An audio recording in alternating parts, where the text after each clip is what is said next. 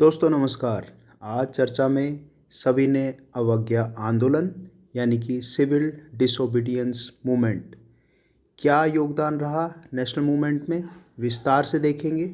और इस आंदोलन के तहत महत्वपूर्ण घटनाक्रमों में दांडी मार्च जिसका अपना ही एक महत्वपूर्ण योगदान है, और इसी के अंतर्गत गांधी इरविन पैक्ट के मसौदे के साथ किस तरीके से 11 मांगें रखी गई, और उसके उपरांत द्वितीय गोलमेज सम्मेलन सेकेंड राउंड टेबल कॉन्फ्रेंस में कैसे सहमति बनती है गांधी जी की, और उसके उपरांत गांधी जी किन घटनाक्रमों से गुजरते हैं, भारत में राष्ट्रीय आंदोलन में इसका क्या महत्व रहा। महत्वपूर्ण प्रश्नों पर हमारी पैनी नज़र रहेगी और किस तरीके से सिविल डिसओबीडियंस मूवमेंट का अंत होता है, और जब गांधी जी जेल में होते हैं तो अन्य कौन से आंदोलनकारी थे जिन्होंने इस आंदोलन को पूरी तरीके से चलाए रखा, जिसमें तैयब जी का नाम आता है और सरोजनी नायडू के द्वारा किया गया घरसाना विद्रोह। तो सबसे पहले नज़र डालते हैं किस तरीके से इस आंदोलन की रूपरेखा बनती है। तो हमने पहले ये जाना कि असहयोग आंदोलन जिसे नॉन कोऑपरेशन मूवमेंट कहते हैं, उसके अंतर्गत जो गांधी जी ने अपना पहला प्रयोग किया था वह पूर्णतः सफल नहीं हुआ था। तथापि इससे भारतीय जनता में अहिंसात्मक आंदोलन और उसके माध्यम से साम्राज्यवाद की दमनकारी शक्ति को पराजित करने के सामर्थ्य के प्रति उनकी आस्था सुदृढ़ हुई, और वह राष्ट्रीय आंदोलन में निसंकोच होकर भागीदार निभाने के लिए तैयार हो गए थे। गांधी जी को राजद्रोह के आरोप में उनके नैतिक दृढ़ता का उन्होंने परिचय दिया और उन्हें 6 वर्ष का कारावास हुआ। किंतु 1924 में उनके स्वास्थ्य खराब होने के कारण उन्हें जेल से छोड़ दिया गया, और 1924 से उन्होंने सांप्रदायिक सहयोग के लिए जो भी सांप्रदायिक सहयोग हुआ उसके लिए उन्होंने 1924 में 21 दिन का उपवास किया। इसके बाद उन्होंने 1929 यानी कि 1929 तक अपना पूरा समय रचनात्मक आंदोलनों में लगाया। रचनात्मक आंदोलन क्या थे? उन्होंने स्वदेशी खादी का प्रचार करने, भारतीय अर्थव्यवस्था को आत्मनिर्भर स्वरूप प्रदान करने, अस्पृश्यता के उन्मूलन तथा सामाजिक असमानता को समाप्त करने, हिंदू मुस्लिम एकता को प्रोत्साहित करने, ये ऐसे महत्वपूर्ण बिंदु थे जहां महात्मा गांधी जी की पूरी नज़र रहती थी।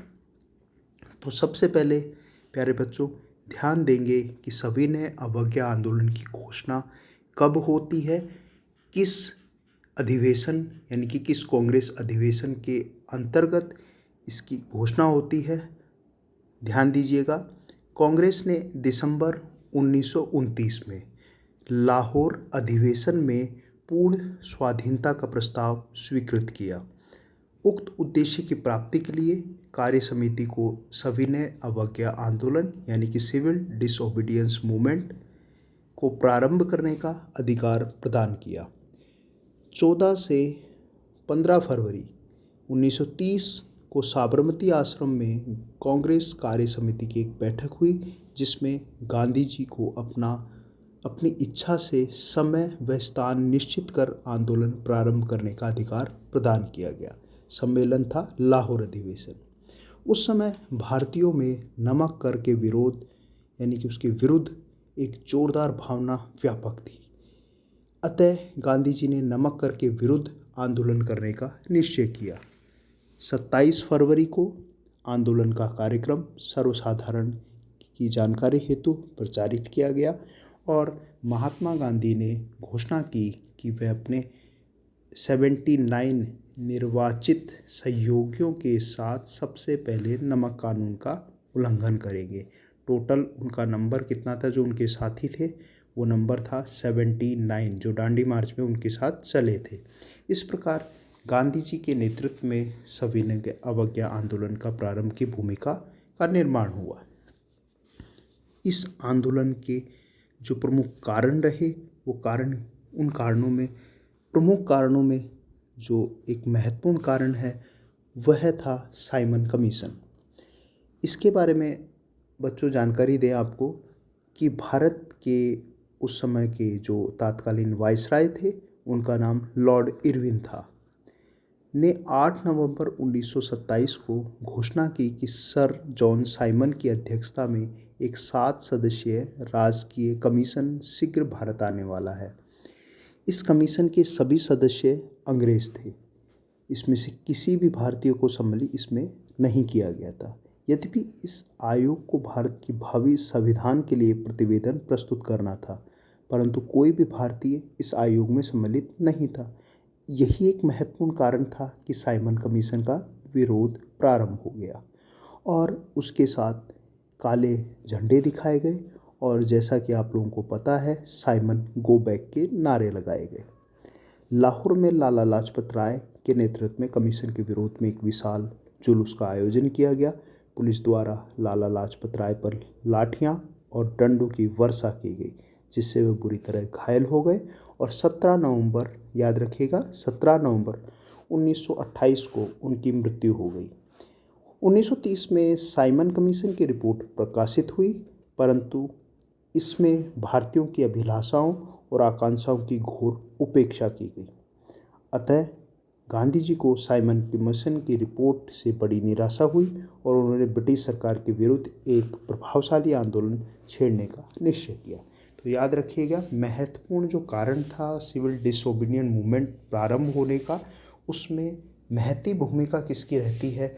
जो निराशा महात्मा गांधी जी को साइमन कमीशन की रिपोर्ट से लगी, उसका एक महत्वपूर्ण पहलू यहाँ नज़र आता है। साथ के साथ ये देखें कि एक नेहरू प्रतिवेदन जो कि ब्रिटिश सरकार द्वारा अस्वीकृत कर दिया गया था। आपको बताएं कि 31 दिसंबर 1929 तक नेहरू रिपोर्ट स्वीकार नहीं करेगी और अगर नहीं करेगी तो वह इसका लोग प्रतिरोध क्या सविनय अवज्ञा आंदोलन के रूप में प्रारंभ करेंगे। और उस समय की जो आर्थिक स्थिति थी, दशा थी, वह भी अत्यंत शोचनीय थी। विश्वव्यापी आर्थिक मंदी से भारत भी अछूता नहीं था। 1929 का जो टाइम चल रहा था, वस्तुओं की कीमतें बहुत अधिक हो गई थी। इसके माध्यम से जो मध्यम वर्ग था उसमें असंतोष फैला हुआ था।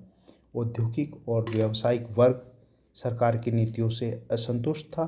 जूट, कपड़ा, इस्पात उद्योगों में मजदूर अर्ध नग्न अवस्था में आधे पेट खाकर अपना कार्य कर रहा था। इस तरह की अत्याचार किए जा रहे थे, जैसा कि मेरठ षड्यंत्र मुकदमे में 36 मजदूर नेताओं को लंबी कैद की सज़ा दी जाना, ये मजदूर वर्ग में एक सनसनी फैल गई थी। उनमें संगठन की भावना और चेतना का संचार हुआ, वे संगठित होने लगे और उस समय देश में विप्लवकारी स्थिति व्यापक हो गई। बड़ी बड़ी हड़तालों का तांता बनने लगा। किसान व श्रमिक संगठित हो गए और उनका आंदोलन हिंसात्मक एवं विकराल रूप ग्रहण करता जा रहा था। तो जो कांग्रेस लाहौर अधिवेशन जिसकी अभी मैंने चर्चा की थी, जो 31 दिसंबर 1929 को लाहौर में कांग्रेस के अधिवेशन में पूर्ण स्वाधीनता का प्रस्ताव भी पारित कर दिया गया। कांग्रेस कमेटी को यह अधिकार दिया गया कि उपयुक्त समय पर वह सविनय अवज्ञा आंदोलन को प्रारंभ कर दे। गांधी जी ने हिंसात्मक क्रांति को रोकने के लिए, बहुत महत्वपूर्ण बात है बच्चों, कि गांधी जी ने हिंसात्मक जो क्रांति हो रही थी उसको एक नया रूप दिया।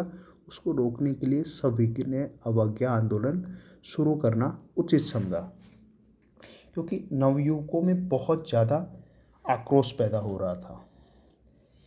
तो देखेंगे कि किस तरीके से इसके जो विचार थे सविनय अवज्ञा आंदोलन के, जवाहरलाल नेहरू के शब्दों में, जैसा कि उन्होंने अपनी आत्मकथा में इसका विवरण दिया है कि भविष्य के बारे में हमारे सामने अब कुछ भी स्पष्ट नहीं था। कांग्रेस अधिवेशन में प्रदर्शित उत्साह के बावजूद कोई भी यह नहीं जानता था कि संघर्ष के कार्यक्रम में देश के लोग कहाँ तक साथ चल सकेंगे। हम जिस स्थान पहुँच गए थे वहाँ से लौट सकेंगे, पर आगे का रास्ता हमारे लिए अज्ञात था। तो इस तरीके से जवाहरलाल नेहरू ने सविनय अवज्ञा आंदोलन को अपने शब्दों में कहा। अब इसकी तैयारी के लिए आपको मैं बताऊं कि वायसराय उस समय के इरविन थे और वायसराय को भेजे जाने वाली महत्वपूर्ण 11 मांगों की सूची, जो कि इस आंदोलन के कार्यक्रम का आधार था। क्या क्या थे? 11 शर्तें। कितनी शर्तें हुई? 11 शर्तें। पूर्णतः मद निषेध, लिक्योर का बैन करना था। विनिमय दर कम कर 1 शिलिंग 5 पेंस कर दी जाए। भूमि का लगान आधा हो और उस पर कौंसिल का नियंत्रण रहे। नमक कर को समाप्त कर दिया जाए। महत्वपूर्ण बिंदु, नमक कर को समाप्त कर दिया जाए। सेना खर्च में कम से कम 50% की कमी हो। बड़ी सरकारी नौकरियों का वेतन आधा कर दिया जाए। विदेशी वस्तुओं के आयात पर वह निषेध कर लगाया जाए। भारतीय समुद्र तट यानी कि केवल भारतीय जहाज़ों के लिए ही सुरक्षित हो। सभी राजनीतिक कैदी छोड़ दिए जाएं। राजनीतिक मुकदमे उठा लिए जाएं। निर्वासित भारतीयों को देश में वापस आने दिया जाए।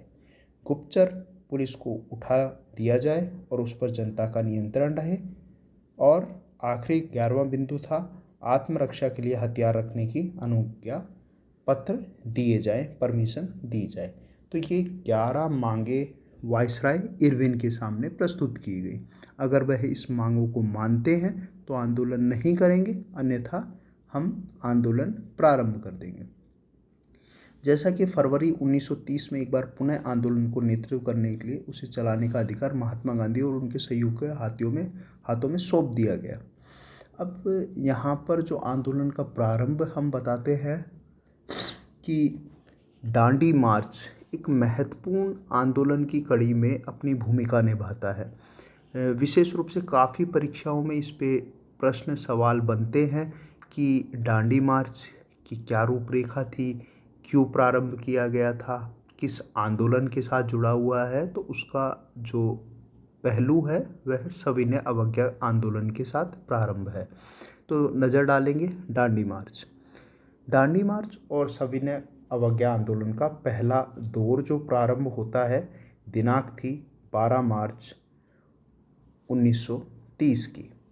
गांधी जी ने लिखा, मैंने घुटने टेक कर रोटी मांगी थी, किंतु मुझे बदले में पत्थर मारा गया। अतः देश को सत्याग्रह के लिए तैयार होना चाहिए। 12 मार्च 1930 को प्रातःकाल 6 बजे अपने 79 आश्रमवासियों को लेकर गांधी जी अपने ऐतिहासिक दांडी मार्च के लिए चल पड़े। 200 मील की यात्रा जो उन्होंने तय की, ऐतिहासिक दांडी मार्च के लिए चले और यह यात्रा 24 दिन में तय की गई। यह यात्रा कितने दिन में? 24 दिन में तय की गई। सुभाष चंद्र बोस ने गांधी जी की दांडी मार्च यात्रा के संबंध में लिखा है कि महात्मा जी ने दांडी मार्च की तुलना इल्का से लौटने पर नेपोलियन के पेरिस मार्च और मुसोलिनी की सत्ता प्राप्ति हेतु रोम मार्च से इसकी की जा सकती है। तो ये प्रमुख बिंदु थे जो दांडी मार्च के अंतर्गत थे। क्या इसका कार्यक्रम था, मैं आपको बताऊं कि गांधी जी उनके साथी 5 अप्रैल को सुबह दांडी पहुँचे। दांडी कहाँ है? गुजरात में है। और 6 अप्रैल को प्रातः 6 बजे गांधी जी अपने सहयोगियों ने समुद्र में स्नान किया। प्रार्थना उपरांत समुद्र के किनारे 8:30 बजे महात्मा गांधी जी ने नमक को उठाकर नमक कानून को तोड़ा। उन्होंने स्वयं भी एक कढ़ाई से समुद्र के पानी से नमक बनाया। इस प्रकार उन्होंने आंदोलन का उद्घाटन किया। यह स्वतंत्रता आंदोलन का दूसरा महत्वपूर्ण साहसिक कदम था। इस प्रकार 6 अप्रैल 1930 को देशव्यापी सविनय अवज्ञा आंदोलन प्रारंभ हो गया। तो ये महत्वपूर्ण प्रश्न यहाँ पर बनता है कि सविनय आंदोलन जो देशव्यापी प्रारंभ किस तिथि से हुआ था, किस तारीख से हुआ था? वह 6 अप्रैल 1930 से हुआ था। आंदोलन के जो कार्यक्रम थे वह 9 अप्रैल को गांधी जी ने एक निर्देश जारी कर प्रस्तुत किए। क्या कार्यक्रम थे, क्या थे? ध्यान से सुनिएगा। हर गांव को चाहिए कि गैर कानूनी नमक तैयार करें। बहनों को चाहिए कि वे शराब की दुकानों, अफीम के ठेकों और विदेशी कपड़ों की दुकानों के सामने धरना दें। हर घर में बूढ़ों और जवानों को चाहिए कि वे तकली और चरखा से सूत काटे और रोज का बना सूत इकट्ठा करें। विदेशी कपड़ों की होली जलाई जाए। हिंदुओं को छुआछूत से मुक्त रहना चाहिए। सभी संप्रदाय के लोगों को आपस में मिलकर चलना चाहिए। छात्रों को चाहिए कि वे सरकारी स्कूलों और कॉलेजों का बहिष्कार करें। सरकारी कर्मचारियों को चाहिए कि अपनी नौकरियों से इस्तीफा देकर जनता की सेवा में लग जाएं। तो ये महत्वपूर्ण कुछ पहलू थे जो 9 अप्रैल 1930 को गांधी जी ने जनता के सामने रखे। जैसा कि हमने ये देखा कि इस घटनाक्रम के तहत गांधी जी को फिर गिरफ्तार कर लिया जाता है और गांधी जी का उपरांत नाम आता है कि गांधी जी की गिरफ्तारी के बाद बदरुद्दीन तैयब जी का नाम आता है जो उनके उत्तराधिकारी बने और उन्होंने इस दांडी मार्च को आगे बढ़ाया, किंतु वे भी गिरफ्तार हो गए और उसके बाद नाम आता है सरोजनी नायडू का। सरोजनी नायडू का जो महत्वपूर्ण योगदान है वह है धरसाना विद्रोह। ये भी एक अच्छा सवाल बन सकता है। इस धरसाना विद्रोह में हुआ क्या था? करीबन 2000 सत्याग्रहियों को संबोधित करते हुए सरोजनी नायडू ने कहा कि महात्मा गांधी का शरीर जेल में है परंतु उनकी आत्मा हमारे साथ है। भारत की प्रतिष्ठा तुम्हारी मुट्ठी में है, चलो हम धरसाना के नमक के डिपो पर अपना अधिकार कर लें। गांधी जी के जेल यात्रा के पश्चात गांधी जी के दिशा निर्देशों अनुसार सरोजिनी नायडू के आह्वान पर गांधी जी द्वारा वायसराय को दी गई पूर्व सूचना के अनुसार 21 मार्च 1930 को धारसाना पर सत्याग्रहियों ने श्रीमती सरोजिनी नायडू के नेतृत्व में अहिंसात्मक चढ़ाई की। सत्याग्रहियों का तांता एक के बाद एक संपूर्णतः निहत्थे होकर नमक डिपो की ओर बढ़ता गया। यह दृश्य अद्भुत था। जैसे ही सत्याग्रहियों की एक टोली आगे बढ़ती, पुलिस बेरहमी से उन पर लाठी का प्रहार करती। सत्याग्रहियों के सिर फूट जाते और हाथ पांव टूट जाते। वे बेहोश हो जाते, ढेर हो जाते, उन्हें उठाकर फेंक दिया जाता। लाठी प्रहार का हाथ उठाकर प्रतिरोध भी नहीं किया जाता। सत्याग्रहियों के शरीर खून से लथपथ थे। यह क्रम बराबर चलता रहा। श्रीमती सरोजिनी नायडू को गिरफ्तार कर लिया गया। जब मिलर ने इस लाठीकांड की कहानी अमेरिका के पत्रों को भेजी तो करीबन 1350 समाचार पत्रों ने इसको प्रकाशित किया। सभ्य कहे जाने वाले अंग्रेजों के इस अत्याचार के ने समस्त संसार को स्तंभित कर दिया। तो ये धरसाना विद्रोह, साथ के साथ जो राजगोपालाचारी थे उन्होंने भी, जो राजा जी के नाम से जाने जाते थे, उन्होंने भी तमिलनाडु के तट पर नमक बनाना और ये सारे आंदोलन प्रारंभ किए। इसी के अंतर्गत एक महत्वपूर्ण घटना जो है वह आती है, गांधी इरविन समझौता होता है। और ये जो गांधी इरविन समझौता है ये है 5 मार्च 1931 का। आंदोलन बड़ी तीव्रता से चलता है। अंग्रेज़ों के अत्याचार से सारे देश में ब्रिटिश सरकार के विरुद्ध भयंकर रोष फैला हुआ था और आंदोलन तीव्र होता गया। और सोलो कॉम्ब नामक अंग्रेज ने गांधी जी से जेल में भेंट की और उन्हें आंदोलन स्थगित करने के लिए और गोलमेज सम्मेलन में भाग लेने के संबंध में बात की थी। नाम नोट कीजिएगा, सोलो कॉम्ब एक अंग्रेज़ था, उसने बातचीत की थी और परंतु कोई फल नहीं निकला। जो प्रथम गोलमेज सम्मेलन ये लंदन में हुआ था, फर्स्ट राउंड टेबल कॉन्फ्रेंस, ये हुआ था 12 नवंबर 1930 से जनवरी 1931 तक लंदन में हुआ, परंतु किसी निर्णय पर नहीं पहुंचे बिना स्थगित कर दिया गया। अब 5 मार्च 1931 को गांधी जी एवं वायसराय के बीच में एक समझौता हुआ जिसे हम गांधी इरविन समझौता कहते हैं। गांधी जी ने द्वितीय गोलमेज सम्मेलन यानी कि सेकेंड राउंड टेबल कॉन्फ्रेंस में भाग लेना स्वीकार किया, परंतु शीघ्र ही राजनीतिक स्थिति में महत्वपूर्ण परिवर्तन आया। इंग्लैंड में मजदूर दल के स्थान पर जो राष्ट्रीय सरकार बनी वह अनुदार प्रतिक्रिया स्वरूप थी, यानी कि लॉर्ड इरविन के स्थान पर अब कौन बन गए थे? लॉर्ड वेलिंगटन वायसराय बनकर भारत आए। लॉर्ड वेलिंगटन पक्का अनुदारवादी था, उसे गांधी इरविन समझौते की कोई सहानुभूति नहीं थी। वह इंग्लैंड से कांग्रेस को कुचलने का लक्ष्य लेके आया था, उसने भारत पहुंचते ही अपना दमन चक्र प्रारंभ कर दिया। फलस्वरूप गांधी इरविन समझौते को प्राय धक्का लगा और महात्मा गांधी ने वायसराय को इस संबंध में अनेक पत्र लिखे, परंतु इन पर कोई ध्यान नहीं दिया गया।